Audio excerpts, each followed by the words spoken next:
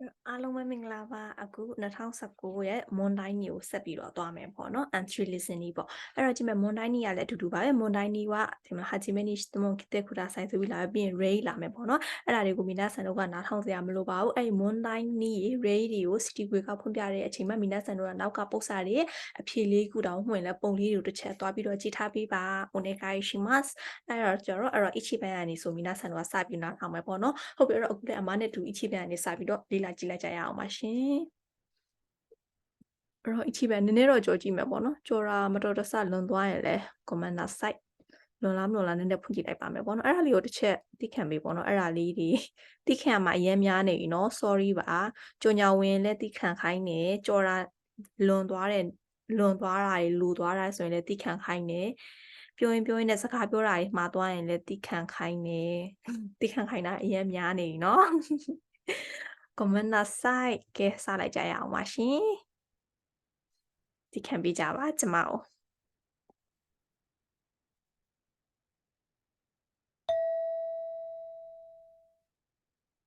1番 โอเคအဲ့တော့ichiban တော့သိခံစရာမလိုတော့ဘူးပေါ့နော်ကွက်တိဖြစ်သွားတယ်အဲ့တော့ကြည့်မယ်အဲ့တော့ hikoki ကတဲ့လေရင်ပြန်ကားတဲ့ဗာလဲ nikate တာကတော့ဆိုလေရင်ပြန်စီးရတာမကြိုက်လို့တဲ့အဲ့ကြောင့် bike ကိုမို့တဲ့ ikeru ကတော့ဆိုဒီဆိုင်ကယ်ကိုပေါ့နော်မော်တော်ဆိုင်ကယ်ကိုယူသွားနိုင်တာကြောင့်နဲ့နောက် shokochi ကထားပဲဟိုတိုင်းတာကတော့ဆိုဒီထမင်းစားတာဘူဖေးပေါ့နော်ဘူဖေးဖြစ်တာကြောင့်အဝါစားဖြစ်တာကြောင့်နဲ့နောက် hiro shi တို့ရှိတဲ့အဲလူကတော့ဆိုအမျိုးမျိုးသောလူတွေနဲ့တွေ့ဆုံနိုင်တာကြောင့်ဟုတ်ပြီအဲ့တော့နောက်ထောင်ကြည့်လိုက်ပါမယ်ရှင်男の学生と女の学生が話しています。အဲ့တော့ယောက်ျားလေးနဲ့ပေါ့နော်ကျောင်းသားနဲ့ကျောင်းသူစကားပြောနေတယ်女の学生が船で旅行することにしたのはどうしてですか？အဲ့တော့မိန်းကလေးကတဲ့ဒီပေါ့နော်သင်္ဘောနဲ့ခီးသွားတာကဘာကြောင့်လို့ပြောဘာကြောင့်လဲတဲ့အဲ့တော့ဒါမိန်းကလေးကိုမေးတာဖြစ်တဲ့အတွက်အဲ့တော့မဘာကြောင့်သွားပေါ့ဟုတ်ပြီလားဘာလို့သင်္ဘောနဲ့ခီးသွားတာဘာကြောင့်လို့ပြောတာလဲဆိုတော့မဘာကြောင့်သွားမိန်းကလေးဖြစ်တဲ့အတွက်โอเคနော်မဘာကြောင့်သွားအဲ့တော့ဆက်ပြီးတော့နောက်ထောင်ကြည့်ပါမယ်ရှင်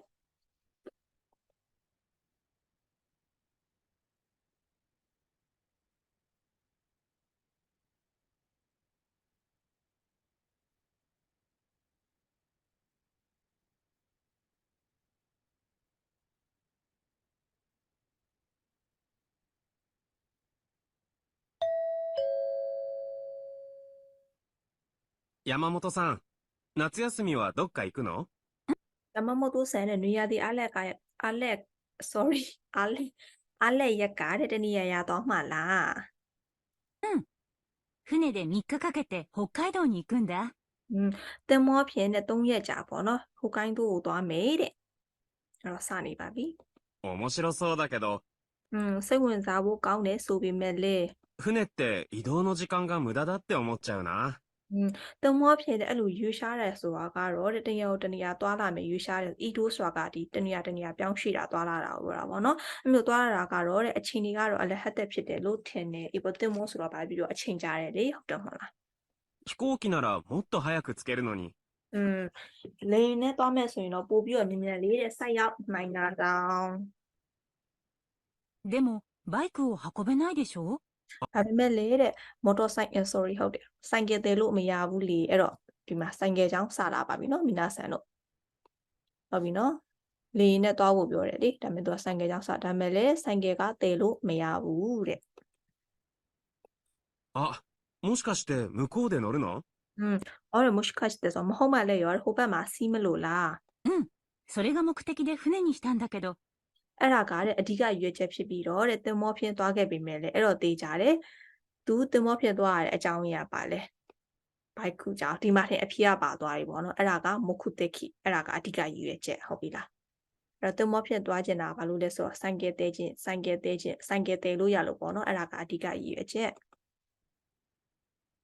その船の旅、食事ဆိုနိုဖူနဲ့တော့ဒါပြီးဆိုအဲ့ဒီသင်္ဘောခီးစင်မှာတော့တဲ့が食べ放題なんだって。ထမင်းစားတောက်တာကတော့ထားပဲဟိုးတိုင်ဆိုတော့ကြတော့ဒီအဝါစာပူဖေးတယ်တဲ့それにダンスをしたり、コンサーနောက်တယ်ပါလေတန်းဆိုစတာဒီဆိုတော့ကြတော့အကတွေကတာတို့トが見られたりするって。ဗာလေဒီတေဂီတာဘွဲတွေလည်းကြည်နိုင်နေတယ်အဲ့တော့ဒီ short ကူကြီးတွေအားဒီပါဝါးကြီးပေါ့နော်ဒါဆက်ပြီးတော့ပြောပြနေတယ်သင်္ဘောအတွင်းမှာဒါလုံနိုင်တဲ့အကြောင်းအရာတွေဆက်ပြီးတော့ပြောသွားတာပေါ့နော်後でいろいろ聞いてびっくり。ပြီးတော့အမျိုးမျိုးသောအမျိုးမျိုးတွေကြားရပြီးတော့လုံးဝကိုသူထိတ်လန့်သွားခဲ့တယ် それじゃ、他のお客さんとも知り合えて楽အဲ့ဒါဆိုရင်တခြားဧည့်သည်တွေနဲ့လည်းတဲ့တီကျွမ်းနိုင်ပြီးတော့တွေ့ဆုံနိုင်ပြီးတော့တီကျွမ်းနိုင်ပြီးတော့ しい旅になりそうだね。 ပျော်ရွှင်စရာကောင်းတဲ့ခီးစဉ်လေးဖြစ်မဲ့ပုံပဲနော်တဲ့ うん。 ဟုတ်ကဲ့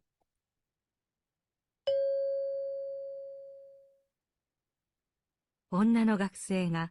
船で旅行することにしたのはどうしてですか？ အဲ့တော့မိတ်ကလေးကလည်းတင်မောဖြင့်ခီးသွားတာကဘာကြောင့်လဲအဲ့တော့ကြည့်မယ်မီနာဆန်တို့သူကအရင်ဦးဆုံးမှလဲဆိုတော့ဒီနွေရာသီပိတ်ရက်ကိုတနေရာသွားမှလာလို့မေးတယ်ပေါ့နော်ယောက်ျားလေးအဲ့ချိန်မှာမိတ်ကလေးရပြီးတော့သူ3လကြာတင်မောပြန်ဟိုကိုင်းတို့ကိုသွားမယ်လို့ပြောတယ်အဲ့ချိန်မှာကောင်းလေးပြောစိတ်ဝင်စားဖို့ကောင်းတယ်ဆိုပေမဲ့လေတဲ့ဒီတင်မောဖြစ်ဒီလိုပြောင်းရွှေ့တာသွားလာတာကတော့အချိန်တွေကအလဟတ်တက်ဖြစ်တယ်လို့ပြောလိုက်တယ်ပေါ့နော်အဲ့ချိန်မှာလေရင်နဲ့သွားပါလားပို့ပြီးတော့မြင်မြင်ရောက်နိုင်တယ်လို့ပြောတယ်အဲ့ချိန်မှာကောင်းမလေးကဘာပြောလဲဆိုဆိုင်ကယ်ကတေလို့မရအောင်မဟုတ်လားဆိုပြီးပြောသွားတယ်ဥပမာပြောရမယ်ဆိုရင်တော့ဒီလေရင်ကိုစီးရတာပေါ့နော်ဒီမကြိုက်တာတွေကြိုက်တာတွေဘာညာပြောသွားတာမပါပါဘူးလေရင်နဲ့တော့မယ်ဆိုတင်မောဗာလေဆိုင်ကယ်တယ်လို့မရဘူးလို့ပြောတာဖြစ်တဲ့အတွက်ဒါဒီနံပါတ်1ကဒါမှားမယ်ပေါ့နော်ဆိုင်ကယ်တယ်လို့မရဘူးလို့ကောင်းမလေးကပြောလိုက်တယ်ဟုတ်လားတဲ့အဲ့ဆိုကောင်းလေးကပြောတယ်ဒါဆိုရင်လည်းဟိုဘက်မှာဆိုင်ကယ်စီးမလားတဲ့အဲ့ဒါကဗာလဲဆိုမိုခုတက်ခီရည်ရွယ်ချက်အဲ့ဒါပဲဆိုရည်ရွယ်ချက်ပေါ့နော်ရည်ရွယ်ချက်ဖြစ်တာကြောင့်ဆိုင်ကယ်ဗာလေတင်မောဖြစ်သွားခဲ့တာဆိုအဲ့တော့တေးကြတယ်သူဟောကိုင်းတို့မှာအဓိကဗာလုပ်ချင်တာလဲဆိုတော့ဒီဆိုင်ကယ်စီးချင်တာနော်ဟိုကိုင်းတို့မှာဆိုင်ကယ်စီးချင်တာကအဓိကရည်ရွယ်ချက်ဖြစ်တာကြောင့်သူတင်မောနဲ့သွားခဲ့တာပေါ့နော်အဲ့မှာကတည်းကဒါအဖြေမှန်လေးရပါသွားပြီပေါ့နော်အဲ့ဒါကရည်ရွယ်ချက်အဲ့ဒီအပြင်ဆိုကဒီနောက်ကပြောထားပဲဟိုးတိုင်နေတန်းစွတ်တဲ့ဒီတင်မောပေါ်မှာထပ်ပြီးတော့လုပ်လို့ရတဲ့အကြောင်းအရာတွေကိုသူကရှင်းပြသွားတာပေါ့နော်တင်မောပေါ်မှာဆိုဒီထားပဲဟိုးတိုင်နေရှိရအကားကားတွေရှိတယ်ခွန်းဆက်သူတွေရှိအဲ့ဒါရဲ့သူ့အမျိုးမျိုးသူ့ကိုလုံးဝအံ့ဩသွားစေတယ်လို့ပြောတာပေါ့နော်ဒါကတင်မောပေါ်မှာလုပ်လို့ရတဲ့ဟာကိုထပ်ပြီးတော့အကျယ်ချက်ပြီးတော့ပြောသွားတာပါအဲ့ချိန်မှာထပ်ပြီးတော့ပြောတခြားဧည့်သည်တွေနဲ့လည်းအမျိုးမျိုးသိကျွမ်းနိုင်တာကြောင့်ပြောစရာကောင်းမဲ့ပုံပဲဆိုပြီးဒါထပ်ပြီးတော့ပြောသွားတာပေါ့နော်အဲ့တော့အဓိကရည်ရွယ်ချက်ကဘာလဲဆိုတော့ကြတော့ဟိုကိုင်းတို့မှာဆိုင်ကယ်စီးချင်တယ်အဲ့တော့ဆိုင်ကယ်တေလို့ရတဲ့အတွက်သူတင်မောဖြင့်သွားတယ်အဲ့တော့အဖြေမှန်လေးကနိဗ္ဗာန်ဖြစ်ပါတယ်မီနာဆန်တို့အဲ့တော့sorry ဟုတ်တယ်အဖြေမှန်လေးကနိဗ္ဗာန်ဖြစ်ပါတယ်အဲ့တော့နောက်ထပ်နိဗ္ဗာန်လေးကိုဆက်ပြီးတော့ကြည့်လိုက်ကြရအောင်ပါရှင်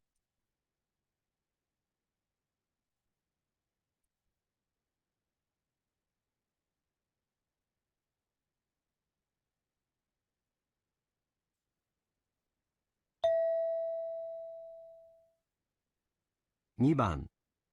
日本語のクラスで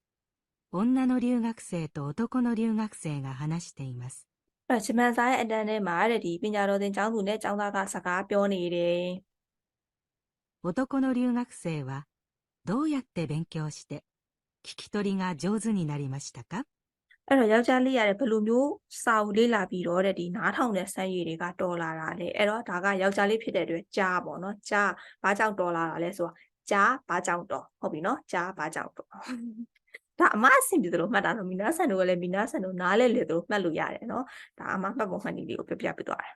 အဲ့တော့ဆက်ပြီးတော့နားထောင်ကြည့်ပါမယ်အဲ့တော့နားထောင်ကြည့်ခင်အဖြေလေးကဘာလဲဆိုရာဂျီအိုနော်အုံကခုပန်ခုမီယိုခီဆိုတဲ့လေဒီယိုရဲ့ပေါ့နော်ဒီဂီတအစီအစဉ်တွေကိုဟိုနားထောင်နေပြီးတော့ထဲထဲပြီးဒရမာကိုမီလို့ဆိုတော့ဒီ TV ဒရမာတွေကိုကြည့်တယ်ဦးနာချီဦးတာဝန်တန်းခိုင်မှုခီတဲ့အိုဝဲလို့ဆိုတော့ဒီတူညီတဲ့သချင်းတွေကိုအချိန်ချင်းနားထောင်ပြီးတော့မှတ်သားတယ်နေဟိုချင်းတို့တမိုတာချီတို့ခိုင်ဝါဆိုတော့ဒီဂျပန်လူမျိုးတငယ်ချင်းနဲ့စကားပြောတယ်ပေါ့နော်ဟုတ်ပြီအဲ့တော့နားထောင်ကြည့်ပါမယ်ဘာကြောင့်တော်လာတာလဲ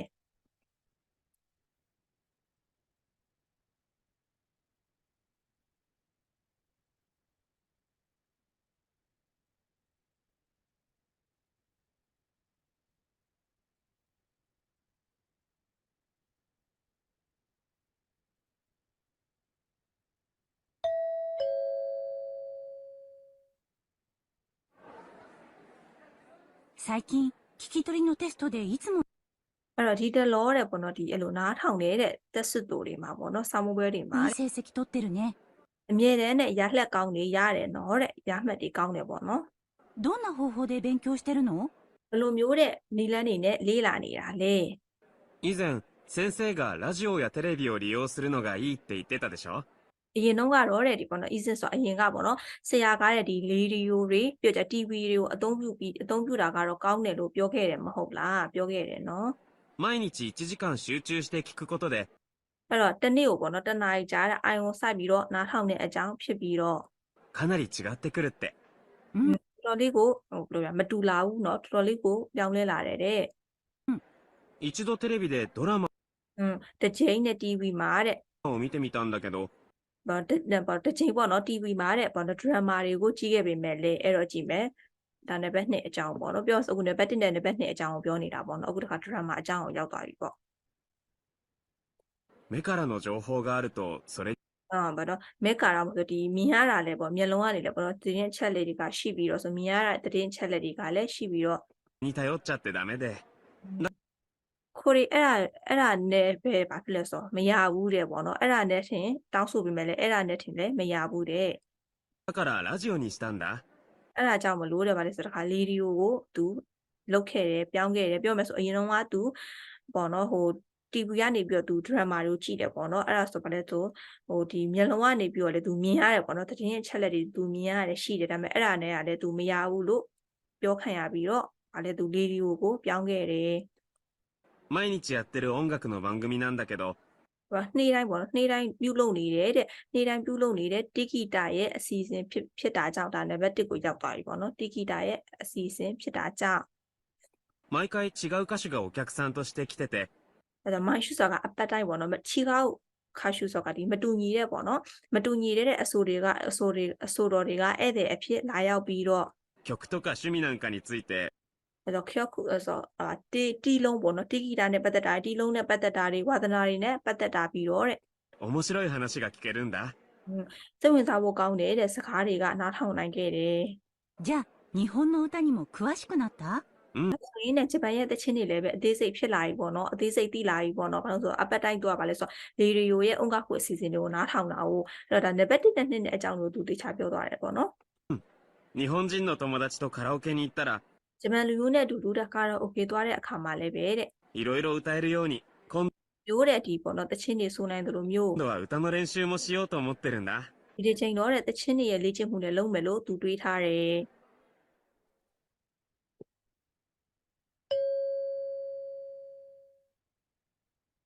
男の留学生はどうやって勉強して聞き取りが上手になりましたか？ အဲ့တော့ယောက်ျားလေးကတဲ့ဒီပေါ့နော်ဘလို့လေ့ကျင့်လို့မလို့ဒီနားထောင်တဲ့စမ်းရည်တွေကတော်လာတာလေအဲ့တော့အဖြစ်မှန်ကဘာဖြစ်မလဲမိနာဆန်တို့အဲ့တော့အဖြစ်မှန်လေးကအချီပန်ဖြစ်မှာပေါ့နော်အဲ့တော့ဟုတ်ပြီဒီတဘောလုံးကိုပြန်ပြီးတော့ခြုံပြီးတော့ရှင်းကြည့်ရအောင်အဲ့တော့ကြည့်မယ်အခုတက်လို့ကောင်မလေးကပြောတယ်ပေါ့နော်အခုတက်လို့ဒီပေါ့နော် test တို့စာမွေးတွေမှာဆိုရင်ဒီနားထောင်တဲ့စမ်းရည်တွေကတော်လာတယ်ဘယ်လိုမျိုးကြီးလေးလာတာလဲဆိုမေးတယ်အဲ့ချိန်မှာပေါ့နော်ចောင်းသားပြောဆိုအရင်တော့ကဘာလဲဆိုဆရာကတော့ဘာလဲရေဒီယိုတွေဗာလဲဒီပေါ့နော် TV တွေပေါ့နော် TV တွေကြည့်မဲ့ radio တွေနားထောင်ဖို့အတွက်အဲ့တော့ပြောတယ်အဲ့တော့ तू ဗာလဲဆိုတပတ်တိုင်းပေါ့အပတ်တိုင်းပေါ့နော် तू တရက်မှာပေါ့နော်တစ်ချိန် तू အမြဲတမ်းနားထောင်နေပေါ့နော် तू အဲ့ချိန်မှာလည်း तू တော်တော်လေးတိုးတက်လာတယ်မတူဘူးတဲ့ဒါပေမဲ့လည်းပေါ့နော်တစ်ချိန် TV မှာကြည့်ပြီးမဲ့လည်းပေါ့နော်ဒီမြင်ရတဲ့ပေါ့နော်တတဲ့ချက်လက်တွေကလည်းရှိတယ်ပေါ့အဲ့ဒါနဲ့အပြင် तू မရဘူးပေါ့နော်အဲ့ဒါတခုတည်းချင်းတောင်းဆိုလို့ပြုလို့မရဘူးဆိုပြီး तू ပြောခံရတယ်အဲ့ဒါကြောင့် तू ဘာကိုပြောင်းလိုက်တာလဲဆိုတော့ကြတော့ လေဒီယိုဒါခဲသူလေဒီယိုပဲထိပ်ပြလိုက်တော့နော်ရာဂျီယိုနီစတန်ဒါဆိုပြီးသူလေဒီယိုပဲသူထပ်ပြောင်းလိုက်တယ်ဗီဒီယိုမှာဆိုရင်သူဗာလဲဆိုနေ့တိုင်းသူဗာလဲဆိုဒီတီကီတာရဲ့အစီအစဉ်ကိုနားထောင်တယ်ပေါ့နော်အဲ့တော့ဒိုးစာပြောင်း TV အဲ့မှာသူရေဒီယိုပြောင်းလိုက်တယ်ဆိုတာ TV ကိုသူမကြည့်တော့အဲ့ကြောင့်မပယ်လိုက်ပါတယ်အဲ့တော့သူအဲ့ကြောင့်ရေဒီယိုကိုပြောင်းလိုက်တယ်ရေဒီယိုပြောင်းမှရေဒီယိုမှာသူနေ့တိုင်းတီကီတာရဲ့အစီအစဉ်ကိုနားထောင်တယ်ပြီးတော့အပတ်တိုင်းပေါ့နော်မတူညီတဲ့ဧည့်သည်တွေကလာပြီးတော့ပေါ့နော်ဒီတချင်းတွေတီကီတာအကြောင်းတွေသူတို့ရဲ့ဝါသနာတွေကိုအမျိုးမျိုးပြောတာဖြစ်တဲ့သူစိတ်ဝင်စားဖို့ကောင်းတယ်လို့ပြောတယ်ပေါ့နော်ပြီးတော့သူအဲ့ချိန်မှာဗာလဲဆိုကောင်မလေးကပြောပါအဲ့ဆိုဂျပန်ရဲ့တချင်းတွေလည်းသူတော်လာပြီးလို့ပြောတယ်ပေါ့သူဂျပန်သူကာလာအိုကေကိုလည်းသူသွားနိုင်တယ်ပြီးတော့တချင်းတွေလည်းသူလေးလာမယ်လို့ပြောတယ်ပေါ့နော်အဲ့တော့ပြောချင်တာကဒါကဗာလဲဆိုဒီဆမ်မနဲ့ယူမန်ပြောသွားတာမပါဘူးပေါ့နော်သူအိုနာချီဥတာကိုနန်းကင်ကိုခီးတဲ့အိုဘိုရဲလူဆိုတာအိုနာချီဥတာမပါအောင်เนาะမတူညီတဲ့ဗာလဲအဆူတော်ရလာတာပေါ့နော်မတူညီတဲ့အဆူတော်ရလာပြီးတော့သူတို့ရဲ့တီကီတာတွေတီလုံးတွေဝါသနာတွေနဲ့ပတ်သက်ပြီးတော့နားထောင်တာပေါ့နော်အဲ့တော့အဲ့ဒါလည်းမှားမယ်နောက်နံပါတ်4နီဟွန်ချင်းတို့တိုမိုတာချီတို့ခိုင်းမှာဆိုဂျပန်လူမျိုးနဲ့ခိုင်းမှာလုပ်တဲ့အကြောင်းလည်းလုံးဝပြောထားတာမရှိပါဘူးဒါတချင်းကိုနားထောင်တော့မှလည်းမတူညီတဲ့တချင်းကိုနန်းကိုင်ကိုနားထောင်တာမဟုတ်ဘူးလေမတူညီတဲ့ဗာလဲခါရှူတွေအဆိုတော်တွေလာဖြစ်တဲ့အဲ့နံပါတ်3နဲ့နံပါတ်4ကမှားတယ်ဟုတ်ပြီနော်အဲ့နံပါတ်3နဲ့နံပါတ်4ကမှားပါမယ်အဲ့တော့ဗာလဲနံပါတ်1ကလည်း तू မလုပ်ဘူးမဟုတ်ဘူးလုပ်တယ်ဒါမဲ့နောက်ပိုင်းအရင်က तू လုပ်တယ်ပေါ့ဒါပေမဲ့နောက်ပိုင်းကျတော့ဗာလဲဒါနဲ့တခုထင်မရဘူးလို့အပြောခံပြ तू ဗာလဲဆိုလေဒီယိုကိုပြောင်းလိုက်တာပေါ့နော်ဒီဘန်ကူမီအစီအစဉ်ကိုပြောင်းလိုက်တာဖြစ်တယ်အဲ့တော့နံပါတ်2ကပယ်မယ်အဲ့တော့အဖြစ်မှန်ကနံပါတ်1ပေါ့နော်အဲ့တော့ပြောရမယ်ဆိုတော့ဒီ3နဲ့4ကလုံးဝကိုဘာမှမသက်ဆိုင်ဘူးပေါ့နော်အဲ့တော့ तू ပြောတော့က1နဲ့2ရဲ့အကြောင်းကိုပြောတာ1နဲ့2ကိုပြောပေမဲ့ तू က therapy ကမကြည့်တော့ဘူးမလုပ်တော့ဘူးသူကလေဒီကိုလုံးဝပြောင်းလိုက်တာဖြစ်တဲ့အတွက်အဖြစ်မှန်ကအချီပန်ပေါ့နော်ဘာကြောင့်တော်ရလဲဆိုတော့ကျတော့ဒီမှာလေဒီကိုမှာတိကိတာရဲ့အစီအစဉ်တို့သူနားထောင်တာဖြစ်တဲ့အတွက်တော်လာတယ်အဲ့တော့အဖြစ်မှန်ကအချီပန်ဖြစ်ပါတယ်အဲ့တော့ကြည့်မယ်နောက်စမ်းပတ်ကိုတစ်ချက်သွားပြီးတော့နောက်ထောင်ကြည့်ကြပါမယ်နောက်ထပ်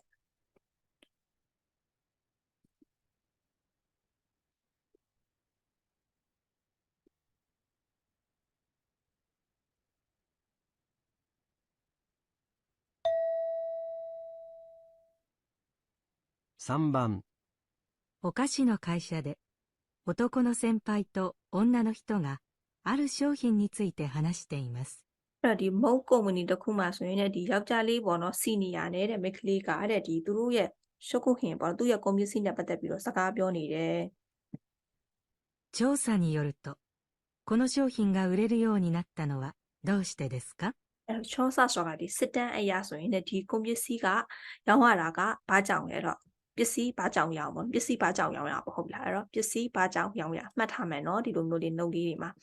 အဲ့တော့ပစ္စည်းဘာကြောင့်ရောင်းရအဲ့တော့ကြည့်မယ်နံပါတ်1ကဘာလဲဆို therapy commercial ကိုနာဂရှတာခါရာဆိုကဒီပေါ့နော် TV မှာဒီကြော်ညာသတင်းတွေကိုကြော်ညာတွေကိုသူနာဂစီးစင်းတာဆိုတော့သူကြီးညာခဲ့တာကြောင့်ပေါ့နော်အဲ့ဒါဟာခုနော်ဒီဇိုင်းကိုခိုင်းတာကတော့ဆိုဒီဘူးရဲ့ဒီဇိုင်းကိုပြောင်းခဲ့တာကြောင့်တဲ့နောက်ပါလေ chocolate တို့နဲ့ Rio ကို furash တာကရာဆိုတော့ဒီ chocolate ရဲ့ chocolate ရဲ့ Rio ဆိုတာကဘာလဲဆိုဒီပမာဏကိုပြောတာပေါ့နော်ဒီနေရာမှာ chocolate ရဲ့ပမာဏကိုတိုးခဲ့တာကြောင့်တော့ခခခုရစကုတာကတော့ဆိုဈေးနှုန်းကိုဈေးချိုခဲ့တာကြောင့်ပေါ့နော်အဲ့တော့နားထောင်ကြည့်ပါမယ်ရှင်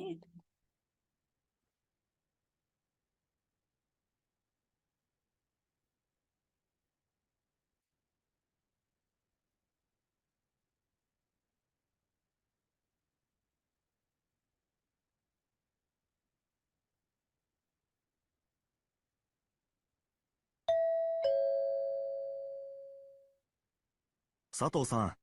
去年発売した動物チョコレートが、 အဲ့တော့စာတိုးဆန်နဲ့မနစ်ကပေါ့နော်ရောင်းချခဲ့တဲ့တိရစ္ဆာန်ချောကလက်ကဆိုတိရစ္ဆာန်ချောကလက်ကဆိုပြောမယ်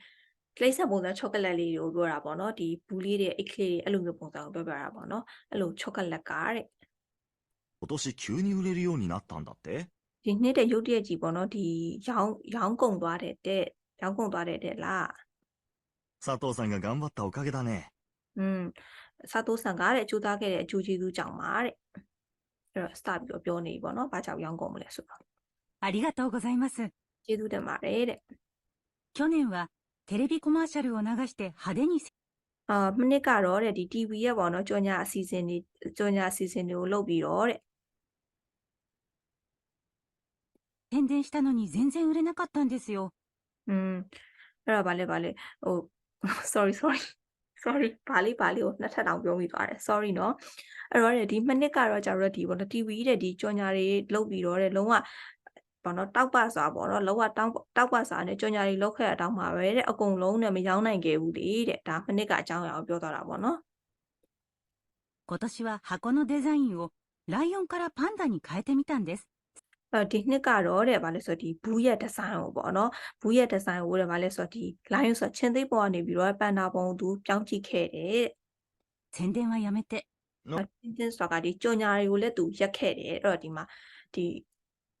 တင်းတဲ့နှစ်အကြောင်းပါသွားပြီပေါ့နော်မနစ်ကတော့သူဘာလုပ်လဲဆိုဒီ TV မှာကျင်ညာတွေကိုလုပ်ပြီးတော့ကြာဒီအလုံးဝတောက်ပါကျင်ညာတွေနဲ့သူကျင်ညာတယ်ပေါ့နော်ဒါပေမဲ့လည်းသူရောင်းလို့မရဘူးဒါပေမဲ့ဒီနှစ်ကျတော့သူဘာလဲဆိုဒီအဲ့ရဲ့ဒီဇိုင်းပုံမျိုးသူပြောင်းလိုက်တယ်ချင်းသိရနေပြီးတော့သူပန်းတာပေါ့နော်ဝုံဝင်ပုံမျိုးပြောင်းလိုက်တယ်ပြီးတော့သူကြော်ညာတွေလည်းဘာလဲသူရက်ခတ်လိုက်တယ်ရပ်ပလိုက်တယ်ပေါ့နော်ဒီဒီဇိုင်းလေးကိုသူပြောင်းလိုက်တာပေါ့ 中身はそのまま？ အတွင်းသားကတော့တဲ့အဲ့ဒီတိုင်းပဲလားဆိုဒီချောကလက်ရဲ့အတွင်းသားတွေပေါ့နော်ဒီအပြင်အတွင်းသားတွေကတော့ဒီအတိုင်းပဲလားတဲ့ဆိုလိုမှအဲ့ဒီအတိုင်းပဲလား ただ価格を10円下げて ထားထားတဲ့တကယ်တော့ဆိုဒီပေါ့နော်ဈေးနှုန်းကိုတဲ့နော်ဈေးနှုန်းကိုသူဘယ်လောက်လဲ10ရန်အထိ10ရန်သူချလိုက်တယ်တဲ့ခါခုဆိုတာဈေးနှုန်းကိုပြောတာပါအဲ့တော့ဈေးနှုန်းကို10ရန်ချပြီးတော့တဲ့ その分量を少し減らしました。 အဲ့ဒီအပြင်နဲ့သူပမာဏကိုအနှဲငယ် short ချလိုက်တယ်အဲ့တော့သိကြတယ်နံပါတ်3လဲမှားတော့မယ်နော်ဘာဖြစ်လဲဆိုတော့ तू ကဒီမှာ तू ကတိုးရလို့ပြောမှာလားအခုစာပိုက်ကပါသွားတာပါလေ तू ညော့တယ်လို့ပြောလိုက်တာလေဟုတ်ပြီလားပြီးတော့ဒီဥစ္စာနံပါတ်1ကလည်းဒါအရင်နှစ်ကလောက်တဲ့ဟာနော်ပြောရမယ်ဆိုမ မနစ်ကဒါလုတ်တဲ့ပုံစံကိုပြောပြတာမဟုတ်လားဒီနှစ်ကမလုတ်ဘူးလေအဲ့တော့ဒီဥစ္စာပေးထားတာကလည်းဒီမှာပမာဏကိုဒီမှာများမယ်လို့ပြောထားတာအခုဒီမှာပြောတော့တာကပမာဏကိုသူလျှော့တယ်လို့ပြောလိုက်တယ်လေအဲ့တော့အဲ့နှစ်ခုလေးကတော့ပြောင်းပြန်ဖြစ်နေတယ်ပေါ့နော်価格が下がって買いやすくなったのかもね。အဲ့ဈေးနှုန်းကိုချပြီးတော့တဲ့ဒါဈေးကိုချိုးအောင်လုပ်ခဲ့တာပေါ့နော်တဲ့消費者へのアンケートでは何が良かったって出てるの？အဲ့တော့ဒီစားသုံးစုနော်ရှော့ရီချဆိုကဒီစားသုံးစုရဲ့ဒီအန်ခက်တုံးမှာဆိုရင်ဘာတွေကအဆင်ပြေတယ်ဆိုပြီးတော့ထွက်ပေါ်လာတာလေတဲ့ 調査したんだよね。စစ်တမ်းတွေကောက်ခဲ့တယ်နော်တဲ့ はい。パンダが可愛かったっていう意見がほとんどで、အဲ့ဆိုဒီပေါ့နော်ဖန်တာဒီဝက်ဝင်လေးကချစ်ဖို့ကောင်းတယ်ဆိုတဲ့ပေါ့နော်အမြင်တွေကတဲ့တော်တော်လေးထွက်ပေါ်လာခဲ့တယ်အဲ့တော့ပြောမယ်ဆိုရင်ဒီမှာအဲ့တော့ဒါလေးကိုတစ်ချက်မှတ်ခဲ့တော့မယ်ပေါ့နော်နံပါတ်2လေးဒါလေးကယောခတာဖြစ်ခဲ့တာပေါ့အဲ့တော့ပန်တာကတော့ချစ်စရာကောင်းတယ်ဆိုတဲ့ဟာလေးကတော်တော်များများအမြင်လေးတွေကထွက်ပေါ်လာတယ်တဲ့チョコの量が変わって価格が安くなったことはほとんど知られてませんでした。အဲ့တော့ဗာလဲဆိုတော့ဒီချောကလက်ရဲ့ပမာဏကပြောင်းလဲပြီးတော့ဈေးနှုန်းတွေချိုးတဲ့ဟာကတော့တော်တော်များများမသိခဲ့ကြဘူးတဲ့そうなんだ。ဟုတ်လားအဲ့တော့ဒါလည်းမသိဘူးပေါ့နော်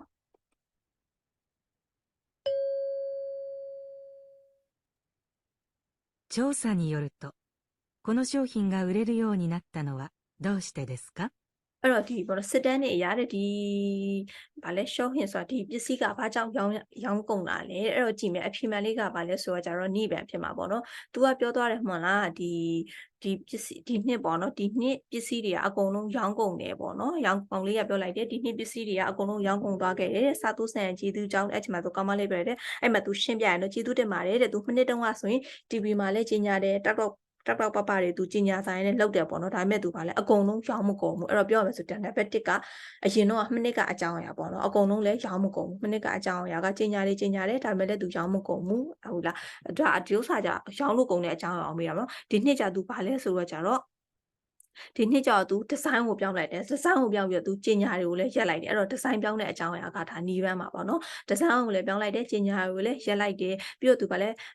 ချောကလက်ရဲ့ပမာဏကိုလည်းသူ short ချလိုက်တယ်ပြီးတော့ဈေးနှုန်းကိုလည်းသူပြောလိုက်တယ်လို့ပြောရနော်ချောကလက်ပမာဏကိုလည်းရောချလိုက်တယ်ဈေးနှုန်းကိုလည်းရောတယ်လို့ပြောလိုက်တယ်အဲ့ချိန်မှာကောင်းလေးကသူပြောတယ်ပေါ့နော်ဒီစစ်တမ်းတွေလည်းကောက်ခဲ့တယ်မဟုတ်လားစစ်တမ်းကောက်တဲ့ရလက်တွေဆိုရင်ပေါ့နော်ဘေဟာက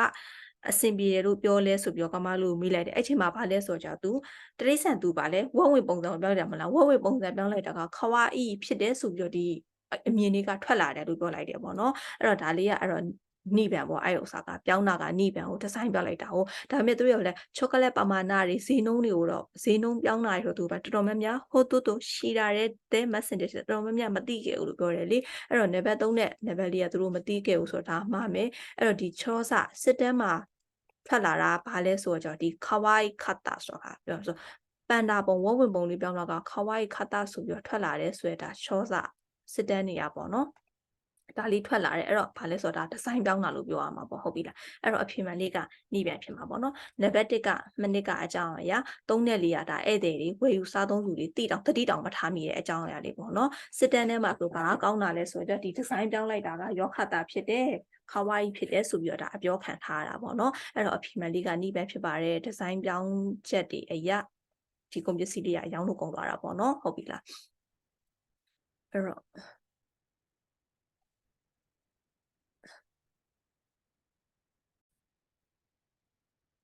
sorry နော်ခုနကမေးထွက်လာလို့ sorry ဘေးနားနေမေးရထွက်လာအဲ့တော့အဖြစ်မှန်လေးကဒါနိဗ္ဗာန်ဖြစ်ပါတယ်เนาะအဲ့တော့ယွန်ဘန်ကိုဆက်ပြီးတော့နားထောင်ကြည့်ပါမယ်ရှင်မိနာဆန်တို့いろごめんなさい許してください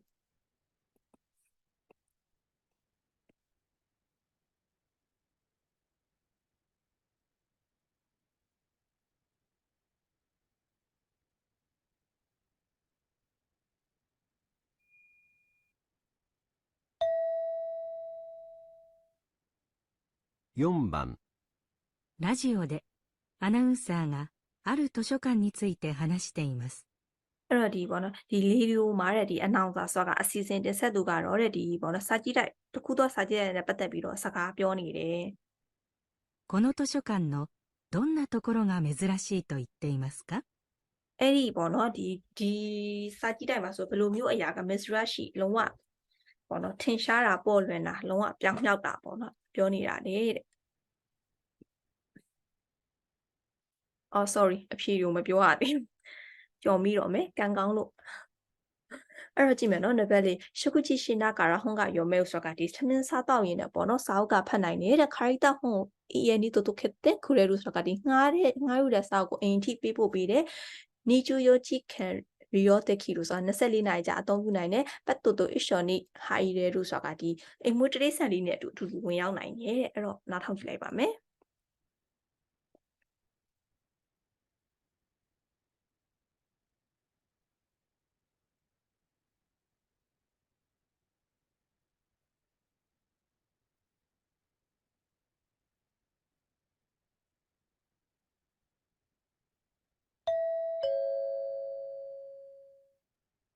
今日は桜山図書館に来ています。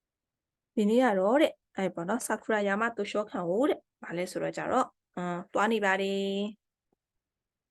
こちら、とても珍しい図書館なんです。 အဲ့ဘက်ကတကယ်ကိုအရန်ကိုထူးခြားတဲ့တူရှောခံဖြစ်ပါတယ်တဲ့စာကြည့်တိုက်ဖြစ်ပါတယ် 最近では、食事をしながら本を読むことができたり、 ဒီတလုံးမှာဆိုရင်တော့တဲ့ဒီထမင်းစားတောက်ရင်းနဲ့စာအုပ်တွေဖတ်တဲ့အကြောင်းအရာတွေကပြုလုပ်နိုင်တယ်လို့ 借りた本を家まで届けてくれたりと、図書 ဒီပေါ့နော်ငှားယူခဲ့တဲ့စာအုပ်တွေကိုလည်းတဲ့အင်ရထိပေးဖို့တယ်လို့ 館で様々なサービスが行われています。 စာကြည့်တိုက်မှာဆိုအမျိုးမျိုးသောဝန်ဆောင်မှုတွေကပြုလုပ်ပေးနေပါတယ် 24時間利用可能な図書館も出てきました。 24နာရီကြာအသုံးပြုနိုင်တဲ့ဗာလဲဒီစာကြည့်တိုက်တွေကလည်းထွက်ပေါ်လာခဲ့ပါတယ် しかし、こちらのように、 ဒါပေမဲ့တဲ့ဒီဘက်လိုမျိုးအဲ့တော့လာပြီနော်ဒီစာကြည့်တိုက်ရဲ့အာသာချက်ကိုပြောတော့မှာအဲ့လိုပဲ24နာရီအသုံးပြုနိုင်တဲ့စာကြည့်တိုက်တွေကလည်းထွက်ပေါ်လာပါတယ်ရှိကရှိတော့ကတိုးတော်လဲလာပြီနော်ထူးခြားချက်တယ်တော့ပဲဒါပေမဲ့လေဒီဘက်လိုမျိုး ペットと一緒に本が楽しめるという図書館 အဲ့ဆိုဒီဗာလဲဆိုတော့ဖက်တိုဆိုတာအိမ်မွေးတရိတ်ဆန်နေတဲ့အတူတူစာအုပ်ကိုပြောရှင်းစာဖတ်နိုင်တဲ့စာကြည့်တိုက်ကတော့ は、なかなかないのではないでしょうか。 ဘာပြောလဲတော်တော်များများတော့မရှိဘူးမဟုတ်လားဒါသူ့ရဲ့ထူးခြားချက်လေးကိုပြောသွားရင်တော့ပြောရမယ်ဆို၄ခုလုံးကိုပြောသွားတယ်၄ခုလုံးမှာသူ့ရဲ့ထူးခြားချက်ကဒါနံပါတ်၄ပေါ့နော်အဲ့လိုမျိုးစာကြည့်တိုက်ဆိုတာမရှိဘူးမဟုတ်လား 散歩の途中に寄れるということで、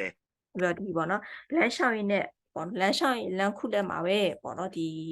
လမ်းကြုံဝင်နိုင်တဲ့အကြောင်းဖြစ်ပြီးတော့ပြောရဆိုရင်ကိုယ့်ရဲ့အမွေတရိတ်ဆန်နေတဲ့အတူလမ်းလျှောက်ကြတယ်လမ်းလျှောက်ရင်းနဲ့ပဲလမ်းခုလက်မှာလမ်းကြုံဝင်လို့ရတယ်ပေါ့နော် 大変人気があるそうです。 တော်တော်များများကိုလူကြိုက်များတဲ့ပုံပဲ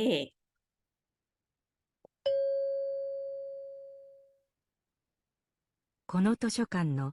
どんなところが珍しいと言っていますか？ အဲ့တော့ဒီစာကြည့်တဲ့မှာလူမျိုးအကြောင်းအရာကလုံးဝမက်ဆူရာရှိပေါ့နော်အရန်ကိုထူးခြားတယ်လို့ပြောနေတာလေအဲ့တော့မိနာဆန်တို့အဖြစ်မှန်ဘာဖြစ်ပါသလဲသူကတော့လေးခုလုံးကိုပြောသားပါတယ်အဖြစ်မှန်လေးကဘာလဲဆိုတော့ယွန်းဘန်ဖြစ်တယ်ပေါ့နော်အဲ့တော့အနောင်စာအစီအစဉ်တစ်ဆက်တူကပြောနေတယ်အဲ့တော့ဒီသူတို့ပေါ့နော်ဒီဆာကူရာယာမပေါ့နော်ဒီစာကြည့်တိုက်ကိုသွားနေတယ်အဲ့မှာဘာလဲဆိုလုံးဝထူးခြားတဲ့စာကြည့်တိုက်ဖြစ်တယ်ဆိုပြီးတော့ပြောနေရပေါ့နော်အဲ့ဒီစာကြည့်တိုက်ကတော့ဘယ်လိုမျိုးလုပ်လို့ရတယ်လဲဆိုထမင်းစားရင်းနဲ့စာအုပ်တွေလည်းဖတ်နိုင်တယ်ပြီးတော့ဗာလဲကိုငှားယူတဲ့စာအုပ်တွေကိုလည်းအင်ရထိပေးပို့ပေးနိုင်တယ်ဒါသူ့ရဲ့စာကြည့်တိုက်လေးကိုအကြောင်းကိုပြောသွားရပေါ့အဲ့ဒီထဲမှာပြောပါလဲဆိုအခုဆိုရင်လည်းပေါ့နော်24နာရီကြာဖွင့်လှစ်ပေးတဲ့စာကြည့်တိုက်လည်းပေါ်ထွက်လာခဲ့ပါပြီတဲ့ရှိကရှိဆိုရှေ့ရအကြောင်းအရာတွေကိုပုံမှန်ပဲပြောသွားပုံမှန်ပြောနောက်ဆုံးသူကထူးခြားတဲ့အကြောင်းအရာဖြစ်ချင်တာကြောင့်ပေါ့နော်သူရှိကရှိတိုးတော်လေးလာတော့မယ်ပေါ့နော်တိုးတော်လည်းဘယ်လိုလဲဆိုတော့ကြတော့ဒီစာကြည့်တိုက်ဒီဘက်ကစာကြည့်တိုက်ကတော့အိမ်မွေးတိလိษံတဲ့အတူတူဗာလဲပျော်ရွှင်နိုင်တဲ့စာကြည့်တိုက်ဖြစ်တယ်ပြောတယ်နော်ပြောဆိုအိမ်မွေးတိလိษံနဲ့အတူတူစာအုပ်ဖတ်ပြီးတော့ပျော်ရွှင်နိုင်တဲ့စာကြည့်တိုက်ဖြစ်တယ်အဲ့မှာနာခနိုင်တော့တေဝနိုင်တဲ့ရှော့ကဆိုတော်တော်နဲ့အဲ့လိုမျိုးစာကြည့်တိုက်တွေကမရှိဘူးမဟုတ်လားဆိုပြောရမယ်ဆိုအိမ်မွေးတိလိษံနဲ့အတူတူဝင်ရောက်ပြီးတော့ပျော်ပျော်ရွှင်ရွှင်ဖတ်နိုင်တယ်ဆိုစာကြည့်တိုက်ကတော်တော်များများမရှိဘူးမဟုတ်လားလို့ပြောချင်တာပေါ့နော်ပြောရဆိုအဲ့တော့ဘယ်လိုလဲဆိုတော့ကျတော့ဒီလမ်းလျှောက်ရင်းနဲ့လမ်းခုလက်မှာပဲလမ်းကြုံဝင်တဲ့အကြောင်းကတော့ဗာလဲအရန်ကိုလူကြိုက်များနေတယ်အဲ့တော့အဖြေမှန်ကယွန်းမှန်ဖြစ်မှာပေါ့နော်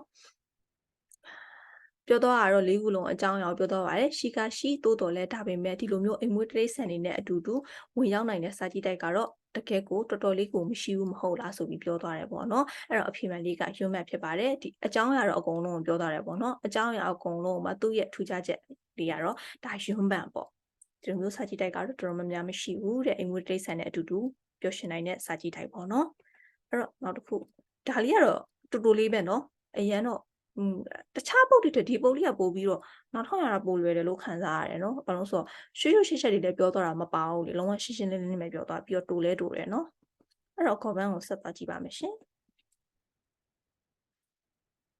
နှစ်ယောက်ပြောတာကြီးကမှအရင်ရှုပ်တယ်နော်ဟိုလူပြောလိုက်ကြည့်ပြီးပြောလိုက်တယောက်ထဲကတူတူလေးပဲ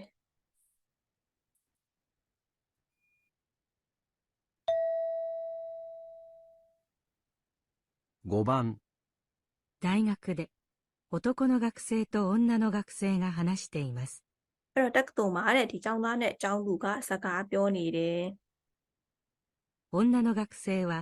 卒業したらまずどうすると言っていますか？ မိန်းကလေးကဘွဲရပြီးလင်းနဲ့ပထမအဆုံးဘယ်လိုလုပ်မယ်လို့ပြောနေတာအဲ့တော့ဒီခါမိန်းကလေးကိုဝေးတယ်ဖြစ်တဲ့အတွက်မဘာလို့ဟုတ်ပြီနော်အဲ့တော့ကြည့်မယ်အဲ့တော့နံပါတ်1တော့ခင်ချီခုဆိုတာဒီခင်ချီခုဆိုတာဘီတုကာတွေအစအောင်နေပြောတာပေါ့နော်အဲ့တော့ကြည့်မယ်ဒီအဲ့တော့ဘီတုခရုံခန်းမှာပေါ့နော်ဂျီမူရှုဆိုရုံခန်းမှာဟာတရာခုဆိုတာအလုံးလုံးပဲအဲ့ဒါဟာရှိနိုဒီဇိုင်းကိုဂျီဘနဲ့ဘီကဆိုဒီဟာရှိဆိုတာကတရားဟာရှိဆိုလေးမျက်လုံးမီနာဆန်လို့တော့မသိဘူးအမကတော့ဟာရှိဆိုရင်လေတရားထဲလေးတူဝဲတော့ပြောပြင်းမြင်းနေတန်ကောင်းလို့အခုလဲတူလို့ထွက်တော်မလို့ပါဇက်ကသိရမလားမနေ့ထိန်ထားလိုက်ရတယ်အဲ့တော့တရားရဲ့တဲ့ဒီဇိုင်းကိုတဲ့ကိုယ်တိုင်လေးလာမယ်ပြီးတော့ပေါ့နော်ဒီဘွဲလွန်ကိုတဲ့တက်မယ်ပေါ့နော်အဲ့ကြောင့်ဒိုင်းကခုအင်းနိရှင်ကခုတက်ဗာလဲခင်ကျူဆိုတော့ဘွဲလွန်ကိုဆက်လက်တက်ပြီးတော့သူတတနာလုံးမယ်ပြီးရင်ပေါ့နော်အဖေရဲ့ကုမ္ပဏီမှာအချိန်မှအလုပ်လုပ်မယ်ပေါ့နော်ချီချီအိုရနော်ခိုင်းရှာတဲ့အရူပိုက်တို့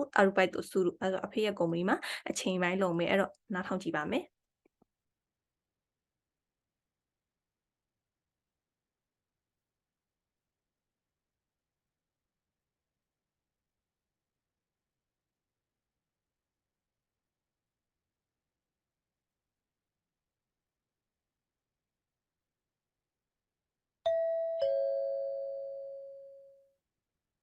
森さん。森さんは卒業後、 မိုရီဆန်နဲ့မိုရီဆန်ကဘွဲရပြီးနောက်တဲ့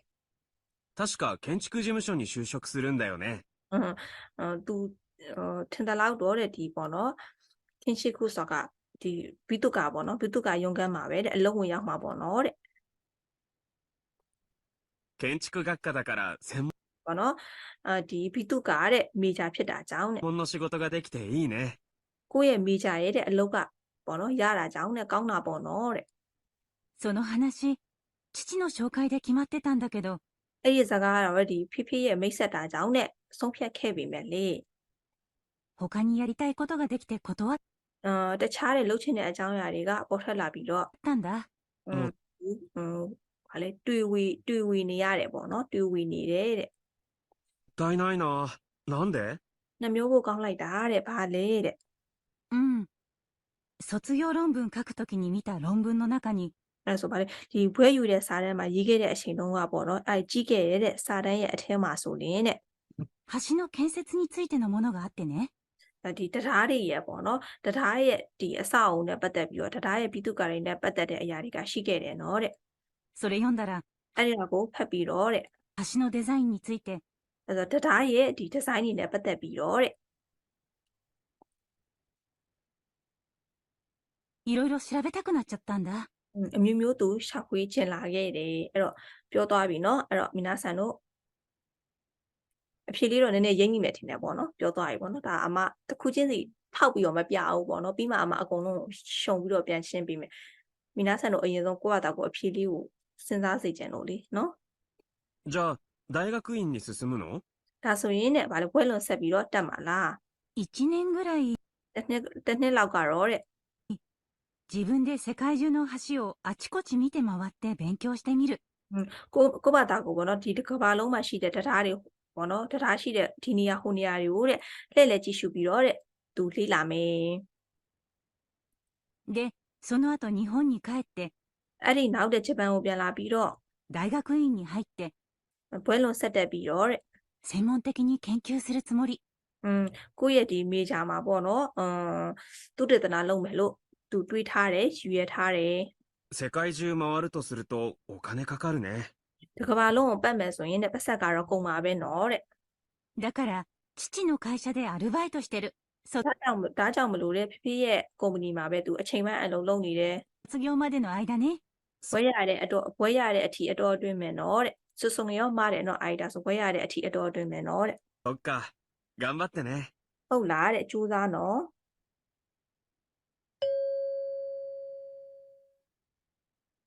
女の学生は、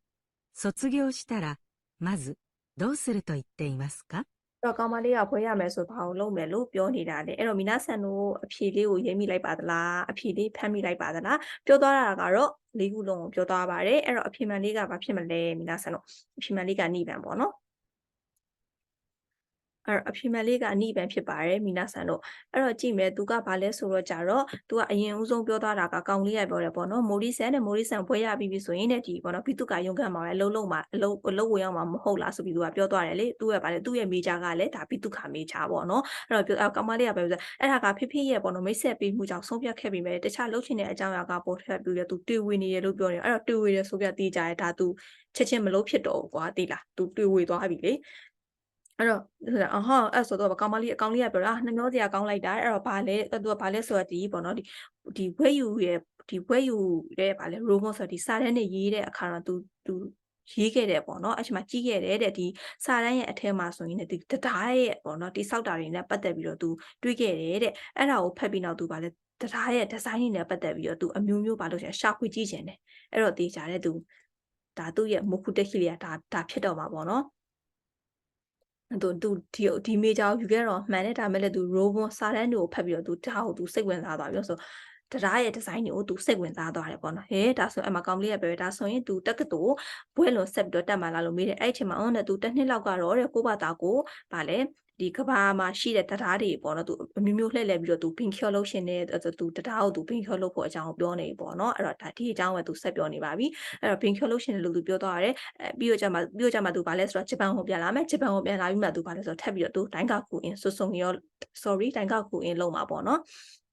ဘွဲလွန်ဆက်ပြီးတော့တက်မယ်အဲ့တော့ဘွဲလွန်တက်မှာတော့မှန်တယ်သူကဘာလဲဆိုတော့ဒီတရားတွေကိုလေးလာပြီးမှဘာလဲဘွဲလွန်တက်မှာပေါ့နော်မေးထားတဲ့မိကွန်းလေးကဘွဲရပြီးနောက်ချက်ချင်းပါအောင်လုံးမလဲလို့မေးထားတာမဟုတ်လားအဲ့တော့ဒါနံပါတ်3လေးကမှားမယ်ပေါ့နော်ဒါပြီးမှလုံးမအကြောင်းဖြစ်တဲ့အတွက်ပြီးမှသူဘာလဲသူ့ရဲ့မေဂျာနဲ့ပတ်သက်တဲ့သူခင်ဖြူသူသနာတွေလုံးမယ်လို့ပြောထားရပေါ့နော်အဲ့ချိန်မှာကောင်းလေးကပြောတယ်အဲ့လိုမျိုးတစ်ခါလုံးကိုပတ်မယ်ဆိုရင်တော့ပတ်ဆက်ကုန်ပါပဲလို့ပြောထားရလေဒါပေမဲ့ကောင်းမလေးအဲ့ချိန်မှာအဲ့ဒါကြောင့်လို့သူဘာလဲဆိုတော့သူအချိန်တိုင်းသူအဖေရဲ့ကုမ္ပဏီမှာအချိန်ပိုင်းလုံးနေအဲ့ချိန်မှာသူကပြောသွားရင်နော်စွတ်ကရောမားတယ်နော်အိုက်တာနဲ့ဆိုဒီဘွဲရတဲ့အထိအတော်အတွင်းမဲ့တော့လို့ပြောထားတယ်ကွာဘွဲရပြီးရင် तू မလုံးတော့ဘူးပေါ့နော်ဒီအရူဘိုက် तू อ่ะအဲ့တော့ level လေးရတယ်ဒါမှားမယ်ပေါ့နော်အဲ့တော့အဖြစ်မှန်းကဘာလဲဆိုတော့နိဗ္ဗာန်လေးဖြစ်ပါတယ်အဲ့တော့ပြောမယ်ဆိုဒီနှစ်ခုကဘာလဲဆိုတော့ကြတော့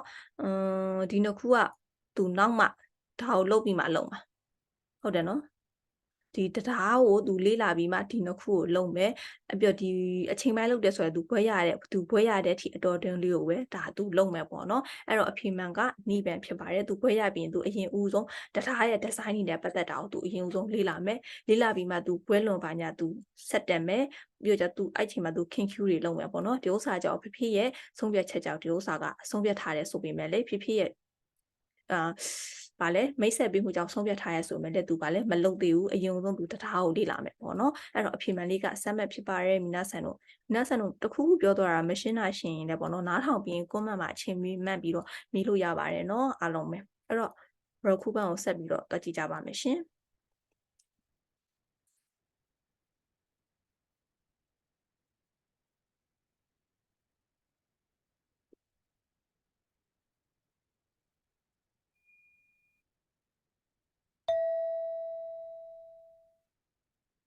6番。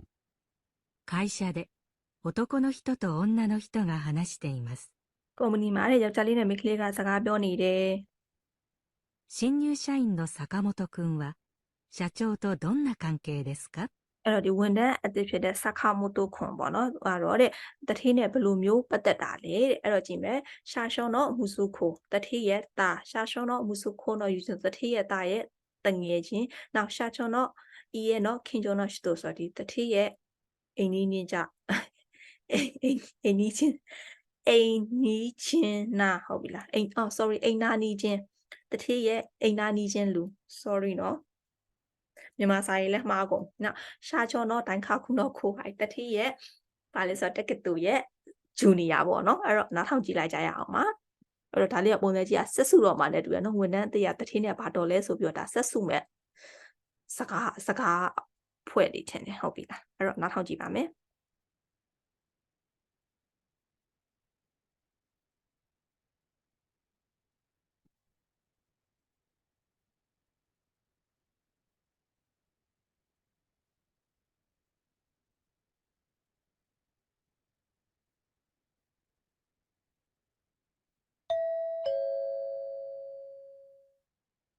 営業部の新入社員の坂本くん。 အဲ့ဆိုဒီမဲ့ပေါ့နော်ရောင်းဝယ်ရေးတဲ့ဌာနရဲ့ဝန်ထမ်းအသစ်ပေါ့နော်စခမိုတိုခွန်တဲ့ もうあった？ တွေ့ပြီးပြီလားတဲ့ကောင်းလေးကမေးပြီပေါ့နော်ဝန်ထမ်းအသစ်ဆိုတော့ဆက်စုကြတာပေါ့တွေ့ပြီးပြီလား まだ話してないけど、 အခုတတိတော့စကားမပြောရသေးပေမဲ့ 遠くから見た。 အဝေးကနေတော့ तू မြင်ခဲ့တယ် ねえ、もしかして坂本くんって အဲ့တဲ့မဟုတ်မှလွဲရောတဲ့စခမိုတိုခွန်ကတော့ 社長の息子さん？ တတိရဲ့ตาလားဆက်စုနေပြီနော်စပြီးတော့ကောင်းမလေးကမင်းနေပြီဒီမှာတတိရဲ့ตาလားဟောအမလိုက်ပြီးတော့ထောက်မပြအောင်ပေါ့နော်ဘာသာပဲပြန်ပြမယ်ကိုယ့်ဘာသာကိုလိုက်ထောက်ပြီးတော့ဖြည့်ကြည့်အောင်ပေါ့ပြီးမှခြုံပြီးတော့ပြန်ပြောပြပေးမယ်နော် 名前も同じ坂本だし、 နာမည်လေးပဲတဲ့အတူတူတဲ့စခမိုတိုဖြစ်ပြီးတော့ 顔も似てるよね。 မျက်နှာလည်းတူနေတယ်နော်တဲ့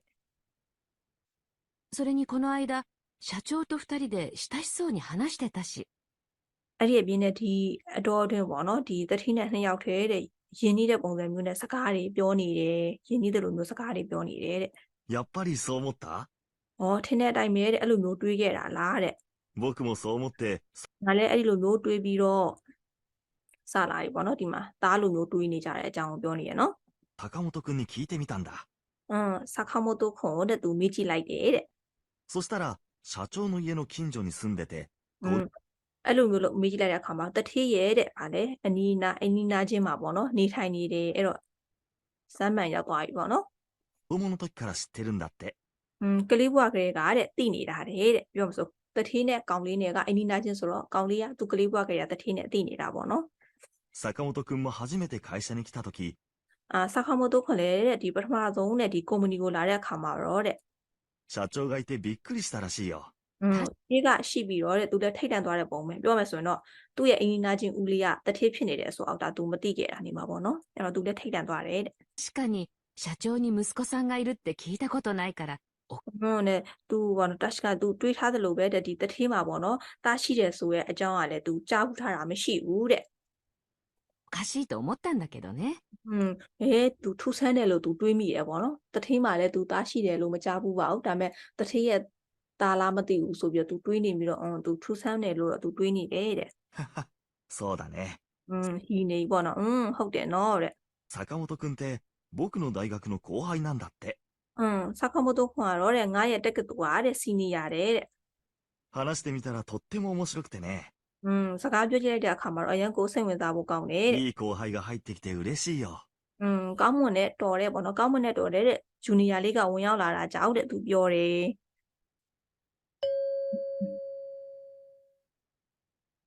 新入社員の坂本くんは、